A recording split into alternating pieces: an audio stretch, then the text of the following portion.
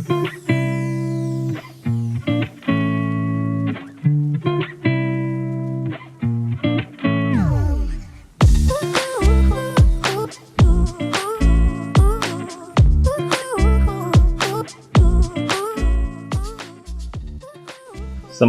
pagi, mitra-mitra sahabat-sahabat agro dimanapun Anda berada. Kali ini ketemu lagi dengan tema tanaman hias yang cantik untuk di depan rumah atau di terasan. Merawat tanaman hias cantik yang untuk teras depan rumah. Ya, ini untuk pemula. Nah, sahabat-sahabat agro, mitra-mitra agro dimanapun Anda berada, ya, ketemu lagi dengan saya dengan tema merawat tanaman hias untuk depan rumah. Ya, kali ini temanya adalah tanaman hias. Ya, sahabat-sahabat, ya, barangkali ada yang belum kenal dengan saya, nama saya adalah Adi Nugroho. Di sini adalah mengawal produk agro pada PT Natural Nusantara. Nah, sahabat-sahabat agro, ya, apa saja manfaat tanaman hias di depan rumah? Manfaat kita, ya, memelihara tanaman hias adalah pertama adalah mempercantik bagian depan rumah, ya, depan rumah dibikin cantik karena ada tanaman hiasnya. Ya, jadi ini adalah bagian dari rumah untuk membuat rumah itu menjadi serasa lebih hidup dan lebih cantik. Yang berikutnya adalah manfaat, ya. Manfaatnya memberikan kesan yang asri, ya. Jadi bukan hanya sekedar tumpuan tembok atau tempat-tempat yang barangkali terlalu kaku begitu, tetapi begitu ada tanaman hiasnya di depan rumah itu akan memberikan kesan seperti asri begitu, ya, banyak tanamannya, teduh dan sebagainya, nyaman untuk di mata dan begitu. Kemudian sebagai pemasok oksigen, ya, barangkali ada di daerah-daerah yang barangkali banyak penduduknya, padat penduduknya dan lain sebagainya, pemukiman dan sebagainya, ini tanaman sebagai tanaman pemasok oksigen. Nah, yang berikutnya adalah manfaatnya adalah untuk menyaring polusi dan udara kotor, ya. Baik ini di daerah pemukiman atau dekat-dekat dengan pabrik atau dekat-dekat dengan yang memiliki daerah-daerah yang udaranya kotor, maka bagian teras rumah ini begitu ada tanaman hiasnya akan membantu untuk menyaring polusi serta udara kotor di sekitar rumah.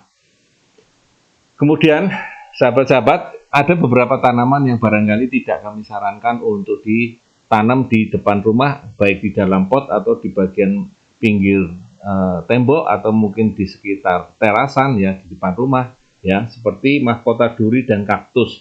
Ya, dua tanaman ini mungkin barangkali kita juga bisa lihat tanaman tersebut adalah memiliki duri di bagian batangnya. Jadi kadang-kadang kalau kita ada tanaman yang berduri seperti ini, maka bagian batangnya seperti ini, maka biasanya kita cenderung untuk agak menjauhi atau mungkin agak menghindari, minimal berjarak antara pot yang ditanam ini dengan orang atau di sekitar kita gitu. Jadi karena tanaman ini mengandung duri, ya, yang cukup tajam, ya, terutama untuk anak-anak ini tidak kami sarankan kalau memiliki anak atau banyak anak-anak yang memang main-main di depan rumah kita atau di teras rumah kita. Dua tanaman ini tidak kami sarankan. Kemudian ada tanaman palsu, ya, tentu saja tanaman bukan tanaman asli, tanaman yang terbentuk atau dibuat dari plastik, ya. Ini tidak kami sarankan. Mungkin di awal-awal akan terasa nampak cantik, ya, tetapi kadang-kadang karena sifatnya adalah palsu, maka tidak perlu perawatan dan penyiraman. Namun pada saat-saat tertentu, misalnya sudah sekitar 1 bulan, 6 bulan, 1 tahun, maka terjadilah debu dan sebagainya. Dan ini kami sepertinya kurang menjadi nampak cantik karena sudah mulai banyak warna-warna yang barangkali tidak cocok, mungkin warnanya kusem atau mungkin dan sebagainya. Maka tanaman palsu ini tidak disarankan untuk ditempatkan di terasan rumah atau di depan rumah.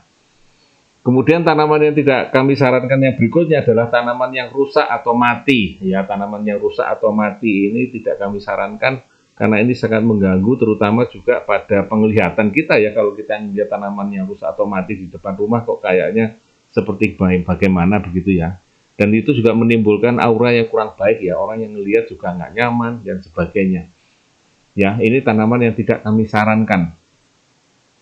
Nah, Teman-teman, sahabat-sahabat, apa saja yang harus kita lakukan? Yang pertama adalah dengan penyiraman yang teratur ya, penyiraman yang teratur. Ini yang perlu diperhatikan, jangan sangat diperhatikan adalah penyiraman, yaitu dengan teknik yang tepat. Atau pada kondisi-kondisi kering, maka air menjadi sangat penting ya, tanaman bisa menjadi layu ataupun mati dan sebagainya karena penyiramannya atau airnya yang kurang. Nah, kalau dalam situasi hujan seperti ini di Jogja seperti ini, maka penyiramannya bisa kita kurangi karena curah hujan sudah cukup untuk memberikan air pada tanaman, terutama teras-teras yang langsung berhubungan dengan lingkungan ya. Tetapi kalau terasannya itu ternyata tertutup dan tidak terkena air hujan, maka penyiraman tetap diberikan walaupun dengan jumlah yang sedikit ya.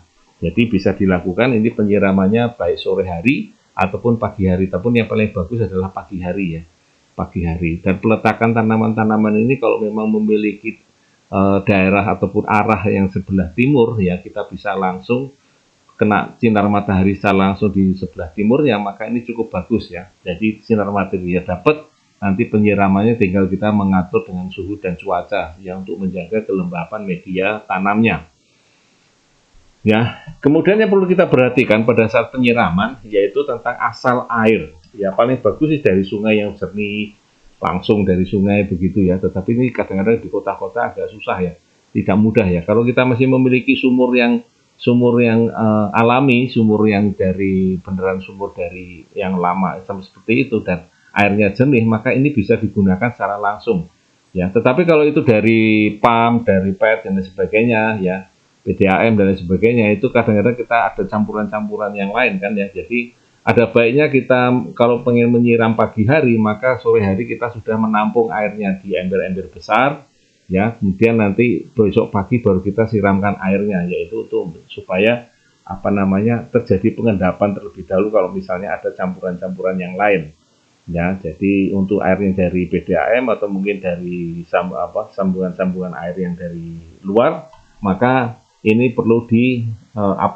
airnya perlu diendapkan terlebih dahulu ya, setidaknya sekitar 5-6 jam baru airnya bisa kita gunakan ya. Jangan semua dipakai, tapi yang bagian bawah sebisanya kita hindari ya. Kemudian jumlah air ini tergantung dari cuaca ya teman-teman, dan juga media tanamnya. Media tanamnya itu kalau misalnya campuran dari berbagai tanaman yang memiliki porositas tinggi, maka jumlah air yang kita berikan setidaknya cukup ya, bisa kita siramkan ya dari pagi hari ataupun sore hari ya. Kemudian jumlah air yang kita berikan adalah tergantung dari cuaca. Untuk menjaga kelembabannya pada waktu cuaca masih kemarau, maka cuaca kemarau seperti itu butuh air yang agak banyak. Pagi hari ataupun sore hari bisa diberikan kita sehari 2 kali atau 3 hari, malah 3 kali ya. Tetapi kalau itu dalam curah hujan seperti ini, kita cukup sambil kita lihat apakah sudah cukup dengan curah hujan dari hujan yang semalam, ataukah perlu kita tambahkan, kita lihat lagi nanti sore ya. Kalau misalnya terlalu kering ya kita tambahkan, kalau tidak perlu ya kita tidak perlu tambahkan airnya. Kemudian frekuensi penyiraman ya. Nah, sahabat-sahabat agro, mitra-mitra agro, ini frekuensi penyiraman juga penting karena pemberian air ini yang penting adalah bagaimana menjaga media tanamnya, baik itu di dalam pot ataupun di media tanah yang langsung ya, itu medianya tetap lembab dan terjaga ya. Jadi bukan karena basah tergenang, tetapi lembab terjaga ya. Itu termasuk air ini menjadi sarana yang penting ya. Maka kita lihat frekuensi penyiraman secara global adalah bisa sehari sekali di pagi hari ya. Kalau misalnya kering bisa sehari 2 kali ya, ataupun tanaman-tanaman tertentu yang hanya membutuhkan juga cuma sekali atau 2 kali dalam sehari. Jadi tergantung tanamannya, tergantung media tanamannya, tergantung dari lingkungannya. Kemudian cara penyiraman ya, sahabat-sahabat agro, mitra-mitra agro, ini penyiraman ini juga menjadi hal yang penting karena kita menyiramkan tidak secara langsung kalau bisa. Paling bagus kita bisa pakai gembor karena ujung gembornya ini adalah ada semacam kayak mengalirkan air yang seperti kayak rintik-rintik begitu ya. Kalaupun bisa, itu kita gunakan dengan gembor. Tetapi kalau kita nggak bisa, kalau kita menyaring dengan air, dengan gayung, maka gayung itu kita bisa dengan air, tangan kita satunya sebagai tempat untuk memecah air supaya airnya merata. Ya, tidak secara langsung mengenai bagian tanah atau bagian tanamannya.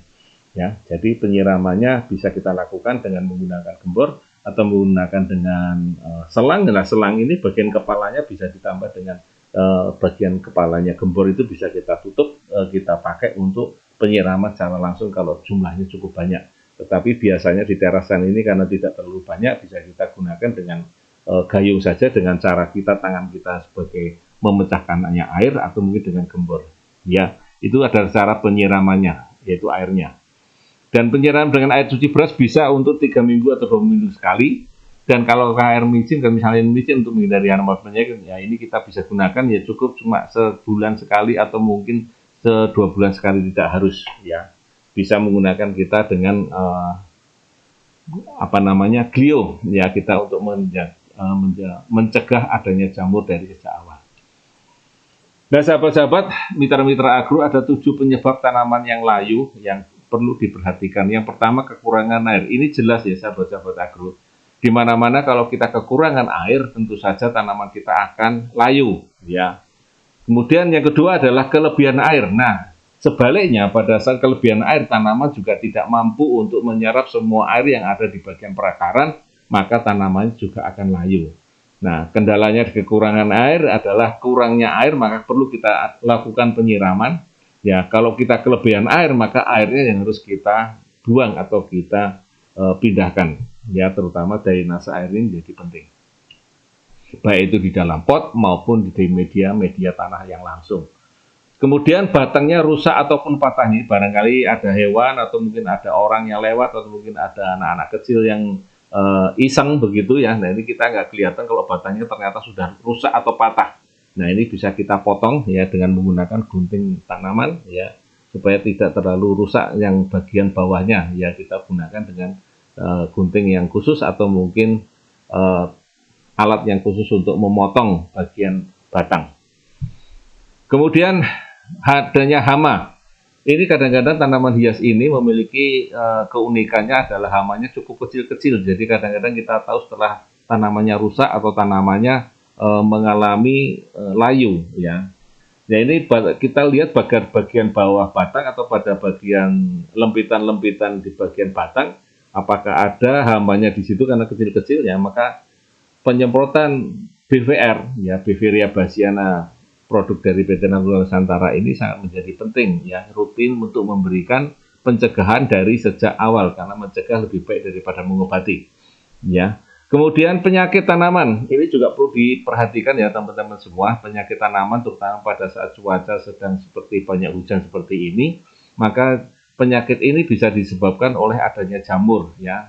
Pembawa jamur ini rata-rata adalah pemberian pupuk kandang dan pemberian pada media-media yang lainnya, sehingga pada saat membuat media pada tanaman hias ini adalah paling bagus adalah dicampur juga dengan setidaknya glio 1 sendok per tanaman ya, pada pot-potnya, pada media tanamannya terutama.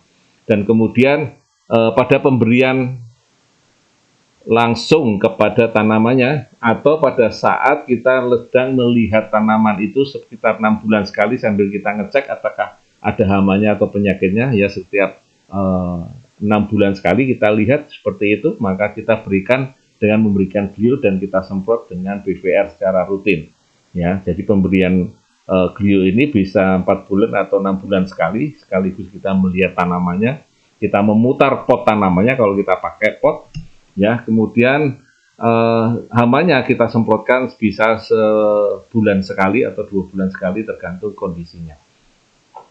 Kemudian penyebab tanaman layu yang lainnya adalah karena kekurangan nutrisi. Ya jelas tentu saja ya, semua tanaman membutuhkan nutrisi ataupun pupuk ya, terutama nutrisi biasanya pupuk makronya agak tertinggal ataupun terlupakan ya. Jadi kita bisa memberikan, karena ini tanaman-tanaman hias yang perlu sedikit saja, maka bisa kita berikan nutrisi ini ya, nutrisi pemberian pupuk makro ya, tentu saja dengan NASA memberikan pupuk mikro untuk membuat tanamannya lebih kuat, daunnya lebih bagus, dan warna daunnya coraknya akan muncul.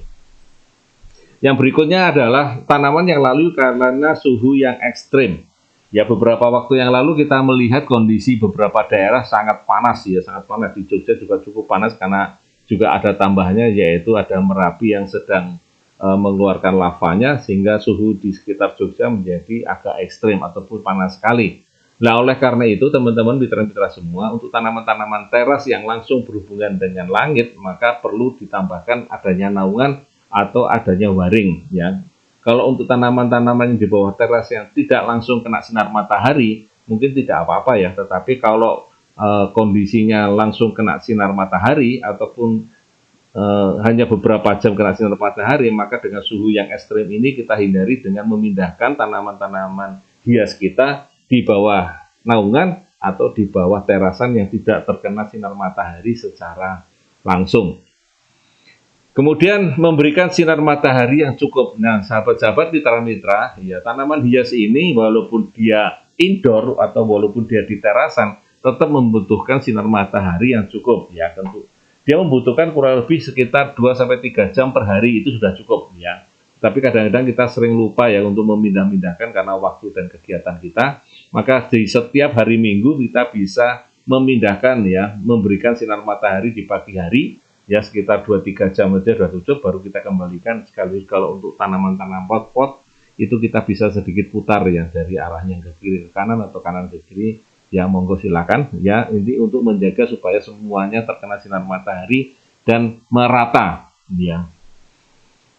Yang ketiga adalah menjaga kelembapan dan suhu ya. Kalau menjaga suhu terutama di suhu ruang, saya rasa tidak ada masalah ya. Untuk menjaga kelembapan di sekitar ruangan atau di sekitar terasan, saya rasa yang menjaga kelembapan dan suhu terutama adalah di tanamannya atau di media tanamnya. Nah, ini perlu kita sarankan, ada beberapa saran adalah yang bisa dimix ya, bisa dimix media tanamnya mulai dari arang sekam ataupun arang sampah misalnya gitu, kemudian pupuk kandang ataupun pupuk yang lainnya, kemudian sekam padi ya, kokopit atau humus ataupun tanah subur ya. Tanah subur ini bisa kita tambahkan di situ, maksimal adalah 1/3 bagiannya. Ya, jadi campurannya monggo mitra-mitra bisa memilih yang terbaik, dan terpenting adalah porositasnya yang cukup baik, artinya cukup lembab untuk bisa untuk tanaman hias. Dia bisa bernafas, bisa mengambil pupuknya ataupun medianya bisa untuk digunakan lembab ya, sehingga tanamannya akan menjadi bagus ya. Jadi ini adalah beberapa contoh media tanam yang bisa digunakan pada tanaman-tanaman hias ya. Termasuk pada tanaman yang ditanam langsung di tanah, maka ini bisa juga ditambahkan. Jadi dibuat lubang terlebih dahulu, kemudian ditambahkan media tanam yang beberapa mix dari media tanam ya, sepertiga misalnya begitu. Kita campurkan tanahnya, kita buat lubang terlebih dahulu, media tanam kita masukkan, baru kemudian sisanya tanah kemudian kita berikan di seputaran tanaman hias. Jadi ada media tanamnya terlebih dahulu di bagian lubang tadi. Ini tujuannya adalah untuk mengatur kelembapan dan suhu di bagian media tanam ya, terutama. Kemudian memotong bagian tanaman yang kering ataupun mati. Nah, ini saya rasa untuk pemula dan sebagainya kadang-kadang sering terlupa ya, bahwa tanaman yang kering ataupun mati ini juga sangat mengganggu, terutama ya tidak nyaman ya untuk kita lihat, tetapi adalah untuk tidak mudah layu ya. Jadi tanaman kering ataupun mati ini menyebabkan tidak mudah layu, meskipun dia kering ataupun mati, tapi masih juga terkadang membutuhkan suplai unsur hara. Nah, ini juga cukup mengganggu pada tanaman-tanaman, bagian tanaman yang masih hidup. Jadi kebutuhannya jadi tetap menjadi seperti lebih banyak gitu ya. Jadi kita potong bagian yang kering dan mati ya, untuk tanamannya menjadi lebih bagus yang kemudian sehat. Nah, bapak-bapak, mitra-mitra, sahabat-sahabat agro, ibu-ibu yang kita hormati ya, ini kita lanjutkan di bagian pemupukan. Ini juga salah satu hal yang terpenting ya, karena tadi bisa menyebabkan kelayuan, karena kekurangan nutrisi dan lain sebagainya. Maka kita bisa berikan pupuk-pupuk dari PT Natural Nusantara, yaitu Supernasa dan Clio, di pemberian media ya, pada saat pemberian media di awal ya, sebagai pupuk dasar juga boleh ya. Setelah kita tanam, kemudian setelah 2 minggu baru kemudian kita berikan Supernasa dan Clio ini, yaitu sekitar 1-2 sendok makan Supernasa ditambah dengan 1 sendok Clio di dalam 10 liter, kita aduk merata, baru kemudian kita ambil kurang lebih sekitar 200 sampai 250 ml per potnya atau per polybagnya. Ya, ini bisa kita berikan kurang lebih sekitar 2 sampai 3 bulan sekali ya, terutama untuk yang diambil bagian daunnya, kemudian di bagian batangnya supaya menjadi kuat ya, supaya menjadi cepat bagus ya. Kemudian pupuk semprotnya kita bisa menggunakan dengan P-Osenasa dan hormonik ya. Ini kita kebutuhannya mungkin cukup sedikit ya. Jadi kita campurkan aja dulu P-Osenasa dan hormonik ini jadi satu, 2 botol ini campurkan dulu, baru kemudian kita ambil 2 tutup ya, 2 tutup sampai 3 tutup per 10 liter air ya, baru kita semprot-semprotkan di tanaman hias yang kita tanam ya. Ini untuk perawatannya seperti itu, jadi kita semprotkan kurang lebih sekitar 10 ya, seminggu sekali atau 2 minggu sekali ya. Kemudian pupuk makro. Nah, ini pupuk makro juga penting ya, meskipun tanaman ini adalah tanaman hias dan kita memerlukan yang tanaman ini selalu kecil, tapi tetap membutuhkan pupuk makro dalam jumlah yang tertentu. Ya, setidaknya kita memberikan pupuk makro misalnya NPK, kita tambahkan ya sekitar kurang lebih 1 sendok makan pupuk NPK ya, untuk sekitar 10 liter air kita larutkan ya, baru kemudian kita berikan ya, ini setahun bisa 3 atau 4 kali ya. Kita berikan di tanaman, kita ambil 200 ml sampai 250 ml per tanamannya pupuk makro. Kemudian sahabat-sahabat agro ya, mitra-mitra agro dimanapun Anda berada, andai kata kita memiliki tanaman yang kita ingin ambil bunganya, atau corak pada daunnya, atau corak pada bunganya yang ingin juga bagus, maka Supernasa tadi bisa diselang-seling dengan Power Nutrisi ya. Meskipun ini untuk tanaman buah dan bunga, ini juga cocok untuk tanaman daun dan bunga ya, untuk memperlihatkan corak yang indah ataupun bunga yang coraknya indah, maka Supernasa bisa kita selang-seling dengan Power Nutrisi ya. Jadi setiap 2 bulan 3 bulan sekali kita selang-seling antara Supernasa dengan Power Nutrisi. Ini sangat membantu sekali untuk menampilkan corak ataupun bunga warna yang indah-indah dengan produk-produk teknologi NASA. Nah, sahabat-sahabat agro, ini ada beberapa contoh yang bisa kita sampaikan di sini, yaitu tentang tanaman hias ya di terasan. Pertama adalah Miana, ini tanaman yang mudah tumbuh ya, stek batang aja juga bisa, dan ini membutuhkan tanaman yang outdoor dengan sinar matahari yang langsung ini bisa. Jadi kalau sinar mataharinya cukup, maka coraknya akan muncul dengan optimal. Ditambah tadi dengan pemberian dengan Power Nutrisi, maka corak-corak warna ini akan begitu indah dan sangat bergaris batasnya tegas antara merah, ungu ataupun hijaunya ya. Ya, ini adalah yang perlu dijaga sama terhadap tanaman-tanaman hias yang lainnya adalah tentang kelembapan di media tanamnya, baik di pot maupun di bagian tanahnya ya. Kemudian ada tanaman spider plant jari ya, ini juga sama ya, tidak memerlukan perawatan yang khusus tetapi perlu dijaga kelembapannya. Pemupukannya bisa 2 minggu sekali, atas dan bawah ya, kita semprot dan kita bagian atasnya. Atau pakai kita pupuk yang makronya adalah slow release, juga bisa kita gunakan pada spider plant jari ini ya. Jangan lupa setiap beberapa kali kita putar dan kita berikan sinar matahari, bisa seminggu sekali atau 2 minggu sekali, untuk kita kenakan sinar matahari 2 jam per hari ya.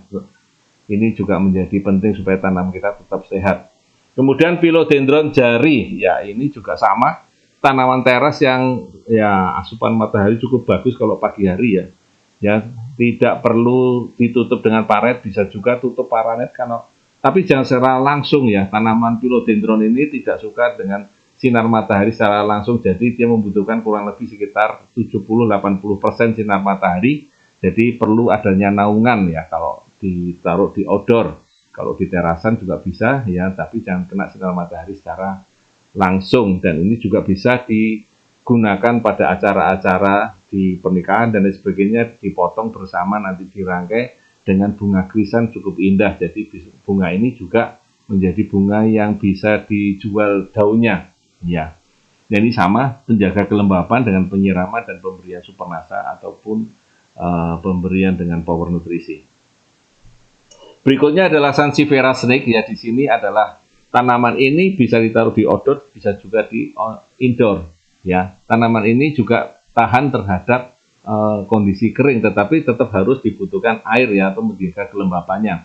Karena ini fungsinya juga sama untuk menjaga lidah mertua ini atau Sansevieria snake ini juga memiliki fungsi yang lain, yaitu untuk menjaga polutan atau menyerap polutan dari sekitarnya, termasuk menjaga untuk radiasi dari TV dan sebagainya. Tanaman ini sangat bagus ya. Misalnya bapak-bapak yang suka merokok di teras, atau mungkin ada acara-acara yang banyak menggunakan orang merokok, maka akan baiknya tanaman ini ditanam di sekitar tempat-tempat untuk mereka yang merokok berkumpul dan merokok di situ. Kemudian ada Syngonium Maria, ya ini cukup bagus ya. Penyiramannya bisa sehari 3 kali, karena tanaman ini akan membutuhkan sedikit banyak air dan kelembapannya di atas 60%, jadi agak sedikit basah. Kemudian pilih tanaman yang medianya sesuai, jadi jangan terlalu banyak media tanahnya, tetapi kemudian humus juga boleh, kemudian areng juga boleh, kemudian yang lainnya ya, supaya medianya tepat dengan mendapatkan kelembapan di atas 60% ya. Kemudian jangan lupa ini kita gunakan penyangga, bisa dari kawat, bisa dari kabel ya, dan sebagainya. Untuk apa? Untuk bagian bawahnya ini tidak terlalu lembab sekali. Ya, memang dibutuhkan lembab 60% ke atas, tetapi kalau terlalu lembab nanti yang terbanyak adalah kena penyakit atau jamur. Ya, jadi gunakanlah penyangga seperti pada gambar, yaitu ada kawat atau ada kabel yang bagus ya, yang tidak merusak tanaman, supaya bagian bawahnya juga kena sinar matahari sedikit. Kemudian kaledium ini ada beberapa jenisnya ya, supaya cantik warnanya ini tadi saya sarankan adalah juga sekali-sekali tempo diselang-seling dengan menggunakan power nutrisi dari PT Natura Nusantara untuk membantu supaya warnanya akan muncul, coraknya akan muncul ya, dan tetap menggunakan jaga kelembapannya. Jadi ini tetap juga menjaga kelembapannya. Nah, ini pada kondisi-kondisi yang kering bisa kita tambahkan pada bagian atas atau toppingnya di tanah itu, kita tambahkan dengan kokopit, atau mungkin kita tambahkan dengan serabut halus yang seperti dari kelapa seperti itu ya, itu untuk menjaga supaya kelembabannya terjaga. Kemudian ada Alocasia neon, ini juga sama menjaga kelembabannya ya. Andai kata kita sering kadang-kadang lupa dan sebagainya, kita bisa berikan tambahan-tambahan untuk toppingnya di situ supaya tetap lembab ya. Jadi pencegahan supaya tidak terjadi kekeringan, bisa kita tambahkan topping seperti itu ya. Bermacam-macam topping bisa kita gunakan untuk menjaga kelembabannya terjaga. Nah, sahabat-sahabat agro, mitra-mitra agro, ada beberapa tanaman yang bisa kita rekomendasikan sebagai tanaman hias di teras rumah. Yang pertama adalah Calathea. Ini cukup cantik warnanya, ada putih, ada merah, ada warna merah muda, dan corak merah muda keunguan dan sebagainya. Ya, ini mudah dirawat, dan ini ada tambahan yang kita dapatkan dari sini adalah kontribusi terhadap suplai udara bersih. Ya, jadi ini bisa memberikan suplai udara bersih, berkontribusi di situ.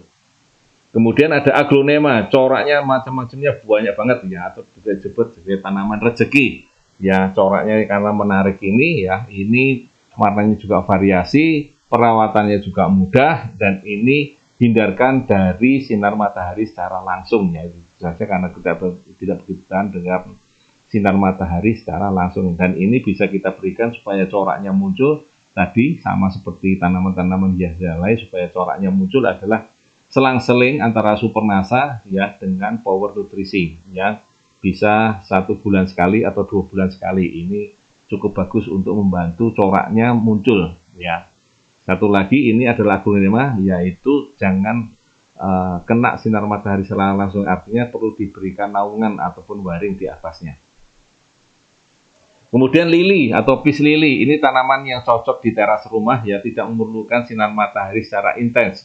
Warnanya cukup menarik dan akan terlihat warnanya kuning kalau kena sinar matahari secara langsung. Ya, supaya cantik seperti tadi, selang-seling Supernasa dan power nutrisi, jangan lupa ya. Itu untuk menjaga supaya warna putihnya itu tetap cantik dan menarik. Ya, ini bisa untuk menyaring udara, mendapatkan kualitas tidur yang menjadi menarik, dan kemudian mempercantik ruangan ya. Ini dan menyaring udara ini ada gas-gas yang beracun seperti formaldehid dan karbon monoksida, atau mungkin kita dekat dengan bengkel, kita dekat dengan pabrik dan sebagainya, maka bunga lili ini sangat cocok untuk kita tanam di teras rumah. Kemudian lavender ini juga cocok ditanam di teras rumah, terutama daerah-daerah yang kebun ataupun semak ataupun banyak yang masih banyak nyamuk ya, maka ini cocok untuk ditanam di sana dan ini bisa mempercantik area teras kita, kemudian sebagai pencegah nyamuknya, dan ini tidak terlalu sering ya untuk disiram ya. Hindari menyiram terlalu sering karena tidak terlalu suka dengan banyak air, jadi cukup agak-agak kering sedikit ya, meskipun ya lembab tapi agak-agak kering sedikit ya. Jadi media tanamnya perlu yang memiliki porositas yang tinggi ya, jadi agak lebih banyak arangnya, atau mungkin kita tambahkan dengan media pasiran sedikit atau mungkin dengan kokopit dan lain sebagainya. Jadi jangan terlalu lembab. Begitu kita siram yang bisa cepat kering tetapi butuh air gitu saja. Pertama adalah bisa menghindari gigitan nyamuk, yang berikutnya adalah meredakan insomnia bagi mereka-mereka yang sering menderita susah tidur, yang berikutnya juga menjaga atau mengatasi kecemasan. Barangkali kita kecemasan menghirup udara bunga lavender dan sebagainya menjadi lebih nyaman, lebih rileks dan lain sebagainya. Dan berbagai manfaat lain yang bisa kita dapatkan dengan menanam lavender ini. Ya, itu ada beberapa tanaman yang bisa kita rekomendasikan. Masih banyak lagi tanaman-tanaman yang Bapak Ibu bisa lihat ataupun googling di berbagai media sosial yang lainnya. Ya, demikian kita tentang tanaman hias, bagaimana merawat tanaman hias untuk pemula. Ya, bagi yang sudah tahu bisa kita share, kita bisa bagikan untuk teman-teman ataupun para hobiis. Ya, terima kasih sekali lagi dan ketemu lagi kita di tema-tema yang berikutnya.